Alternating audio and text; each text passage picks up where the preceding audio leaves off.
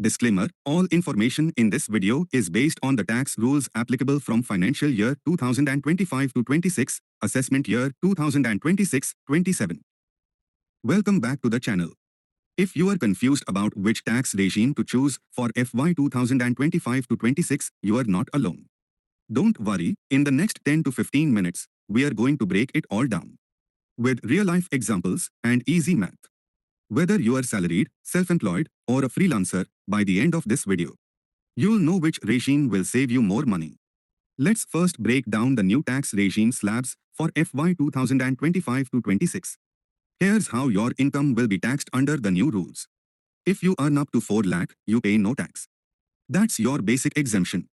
From 4 lakh to 8 lakh, you'll pay 5% on the amount above 4 lakh rupees. From 8 lakh to 12 lakh, the tax rate goes up to 10%. Then from 12 lakh to 16 lakh, you'll pay 15% on that slab. Income between 16 lakh and 20 lakh is taxed at 20%. Between 20 lakh and 24 lakh, the rate is 25%. And finally, any income above 24 lakh is taxed at the highest slab of 30%. Now, here's the good part is that if you are a salaried person, you get a standard deduction of 75,000 rupees. No documents or investments needed. It's automatic. Even better, if your total taxable income after this deduction is up to 12 lakh rupees, you qualify for a flat rebate of 60,000 rupees. This means your final tax becomes zero. Also, if you are salaried individual, the tax liability will be zero for incomes up to 12.75 lakhs rupees due to the 75,000 rupees standard deduction. So no taxes for income up to 12.75 lakhs rupees under new tax regime. If you are salaried individual. So under the new regime, many middle-class taxpayers might end up paying zero tax without claiming a single deduction. Now let's talk about the old tax regime. This is the traditional tax system most of us are familiar with. Here's how your income is taxed under it. Income up to 2.5 lakh. You don't pay any tax. From 2.5 lakh to 5 lakh, you pay 5%. From 5 lakh to 10 lakh, the rate jumps to 20%. And for anything above 10 lakh, it's taxed at 30%. Sounds heavy, right? But here's the good news. Under the old regime, you can reduce your taxable income by claiming various deductions and exemptions. First, you get a standard deduction of 50,000 rupees. This is automatic for salaried people, similar to what we get under new regime of 75,000 rupees. Then, you can claim up to 1.5 lakh rupees under Section 80C for things like PF, LIC, ELSS, or school fees. Add health insurance premiums under 80D interest on a home loan, HRA if you live in a rented house, and more. So while the tax rates are higher in the old regime, if you invest and plan well, your taxable income goes down. And you might actually pay less tax than in the new regime. In short, old regime is good if you claim a lot of deductions. But it's also a bit more complex. If you are someone who saves and invests smartly, the old regime could still work best for you. Also, it is important to note that if you does not intend to take any deductions, then definitely new tax regime is beneficial for you over old regime. Now let's understand the calculation math with real-world examples. Let's take an example of a salaried employee earning 24 lakhs 75,000 rupees annually. So, after applying the standard deduction, his taxable income becomes 24 lakh rupees under the new tax regime after 75,000 standard deduction and 24 lakhs 25,000 rupees under the old tax regime after 50,000 standard deduction. Now, here's the key point. He will benefit from the old regime only if he claims enough deductions. Otherwise, the new regime with its lower tax slabs will give him a better deal. Let's first understand how tax is calculated under new regime.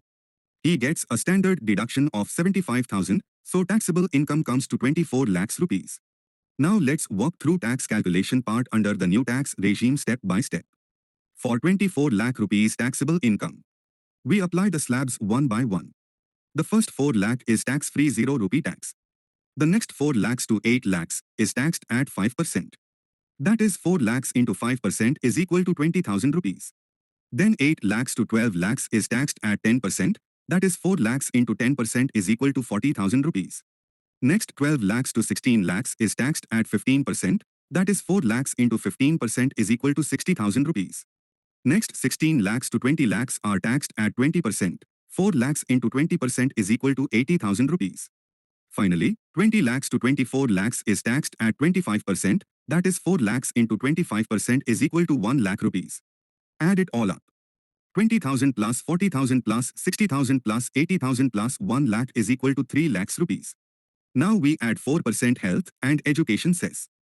4% of 3 lakhs is equal to 12,000 rupees. Thus final tax under the new regime is equal to 3 lakhs 12,000 rupees. Let's now understand his tax calculation in the old regime.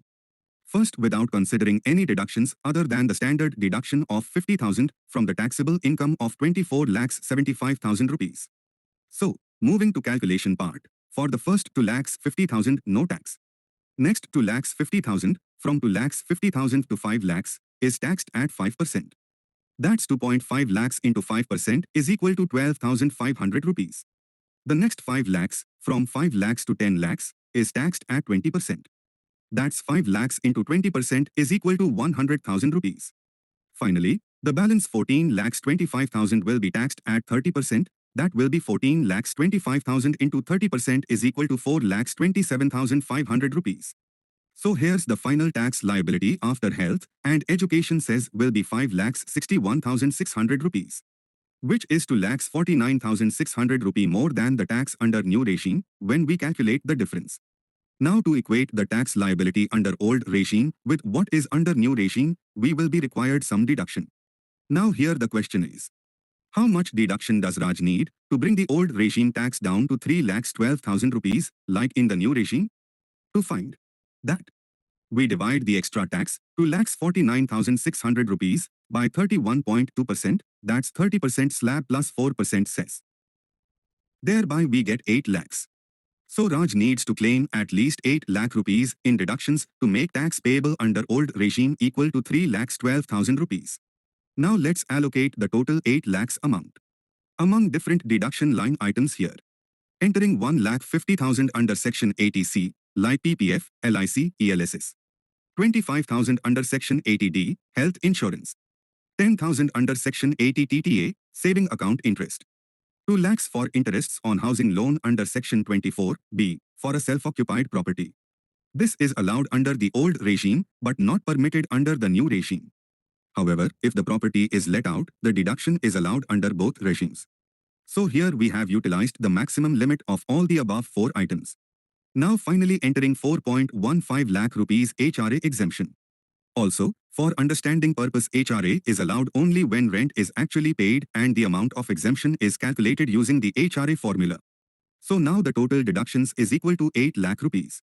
With these deductions, tax under both regimes becomes 3 lakhs 12,000 rupees. So, here it can be apparently interpreted that if you have income of 24 lakhs or above, old regime will be beneficial to you only if the deduction that you claim is above 8 lakhs. But if your deductions are less than 8 lakh rupees, the new regime is better option, as it's simpler, cleaner, and has lower slab rates. Now let's see what happens if we change here the deduction amount from 8 lakhs to 8 lakhs 50,000 by changing HRA to 4 lakhs 65,000. The tax under old regime gets reduced by 15,600 as compared to new regime, thus making it a great deal over new tax regime. So coming again, to finally conclude, if you can't claim big deductions, go with the new regime. But if you have very high deductions, especially at higher incomes, old regime might work better, as we have seen in this case with detailed calculation. Also note that for incomes below 24 lakhs, the new regime is almost always better, unless you have major deductions like home loan, HRA, full ATC and other deduction to claim for under old regime. At last, the final advice and reminders for you.